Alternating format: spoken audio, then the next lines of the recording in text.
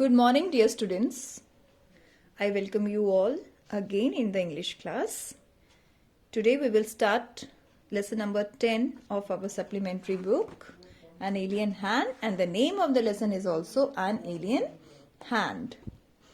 Now, before you read the story, go through with this introduction. Have you heard of the Viking mission to Mars? The National Aeronautics and Space Administration's NASA Viking mission to Mars was composed of two spacecraft, Viking 1 and Viking 2. जो हमारी NASA है इसने Mars के लिए दो mission बनाए, दो spacecraft बनाए. एक था Viking 1 and Viking 2, each consisting of an orbiter and a lander. और हर एक में एक ऑर्बिटर और एक लैंडर था. The primary objectives were to obtain images and samples of the Martian surface. Martian means Mars surface and soil and search for any possible signs of life. Viking 1 was launched on 20th August 1975 and arrived at Mars on 19th June 1976. See, जो Viking 1 launch किया गया NASA के द्वारा, वो मतलब यहाँ से spacecraft जो ये गया वो गया 20 अगस्त 1975 में, 1975 में. और मार्स में वो कब पहुंचा? 19 जून 1976 में. और इनका मेन ऑब्जेक्टिव क्या था कि वहाँ की इमेजेस को ऑब्टेन करना और वहाँ की सॉइल को, और ये इमेजेस और सॉइल से ये फाइंड आउट करना क्या वहाँ पर लाइफ पॉसिबल है, जैसे हमारे अर्थ प्लैनेट में है, तो क्या मार्स प्लैनेट में भी is life possible there.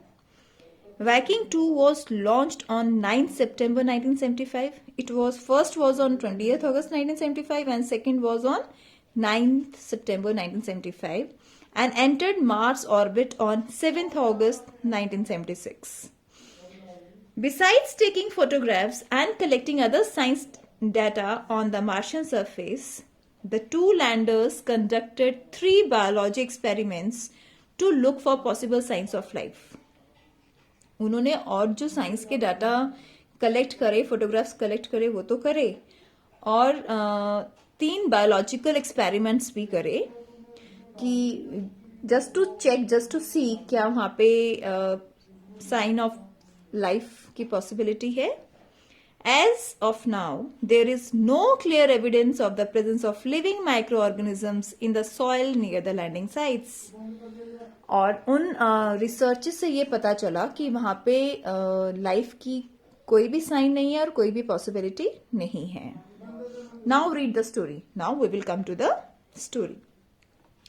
Tillu and his parents live beneath the surface of a planet under artificial condition. The whole story revolves around Tillu. Tillu और उसके parents, this is what we are going to study in this part. Tillu और उसके parents जो हैं वो beneath the surface, underground रहते हैं artificial conditions में. Artificial conditions we will come to know later when we go through the story. Tillu has heard and read about the sun and the stars. He has never seen them. See, Tillu ने सन और stars के बारे में पढ़ा और सुना तो जरूर था, लेकिन उन्हें कभी देखा नहीं था. This is what I want to tell you कि आर्टिफिशियल कंडीशंस में रहते थे वो. उन्हें नेचुरल चीजों का नहीं पता था टिल्लू और उसके पेरेंट्स को. सन नेचर है, नेचुरल है, स्टार्स नेचुरल है, तो इन सब के बारे में टिल्लू को नहीं पता था. उसने सिर्फ पढ़ा और सुना था. टिल्लू's father goes to work through a secret passage and Tillu wants to know all about it. अब जो टिल्लू के फादर हैं वो काम पर जाते थे एक सीक्रेट रास्ते से, और टिल्लू है उसे सब जानना था. Now story begins. Tillu, how often have you been told not to go that way? But why does daddy go there every day? Because that is his job, Tillu. Now टिल्लू's mother just telling Tillu that तुम्हें कितनी बार कहा है कि उस रास्ते से मत जाया करो. टिल्लू ने आगे से कहा, पर डैडी तो रोज आते हैं उस रास्ते से. तो उसने कहा बिकॉज वो उनकी जॉब है, वो अपनी जॉब के लिए जाते हैं Tillu. That way was an underground passage. Tillu's father went every day for work along that passage, and every day he came back from the direction. What lay at the end of the forbidden route? Not only Tillu, but a great majority of the community would have liked to know. Tillu's father was one of the select few permitted to go that way. Now see, अब उस underground passage से रोज टिल्लू के father अपने काम के लिए जाते थे, वापस भी आते थे, पर किसी को नहीं पता था कि उसके एंड में, उस पैसेज के एंड में क्या है और वहां पे क्या छुपा हुआ है. सिर्फ टिल्लू ही नहीं था जो ये जानना चाहता था, उस कम्युनिटी के बहुत सारे लोग थे जो ये जानना चाहते थे, पर टिल्लू के फादर को ही परमिशन थी जो वहां जा सकता था. The above conversation invariably took place between Tillu and his mother whenever he insisted on following his father. ये जो अबव कॉन्वर्सेशन है ये अक्सर टिल्लू और उसकी मदर के बीच में होती थी जब भी वो टिल्लू अपने फादर को फॉलो करता था, जब उनके पीछे चलता था. Today, however, was different. Tillu's father was enjoying a siesta at home and Tillu managed to get hold of his security card. Now see what happened differently at that day, on that day. कि टिल्लू के father घर में सियस्ता enjoy कर रहे थे. सियस्ता is a short rest और nap after lunch. जो हम सोने के बाद एक छोटी सी नैप ले लेते हैं तो उसे हम सियस्ता कहते हैं.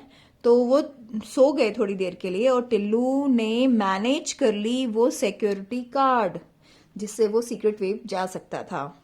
Then in evading his watchful mother's eye, evading his watchful mother's eye means अपनी माँ की आंखों से बचकर Tillu made his way to the forbidden passage और चुपके से उस रास्ते पे वो चला गया. So that's all for today. Tomorrow we will conclude, we will cover the next part of the story. Till then, read the story yourself, watch this video carefully, and have a great day. Thank you, class.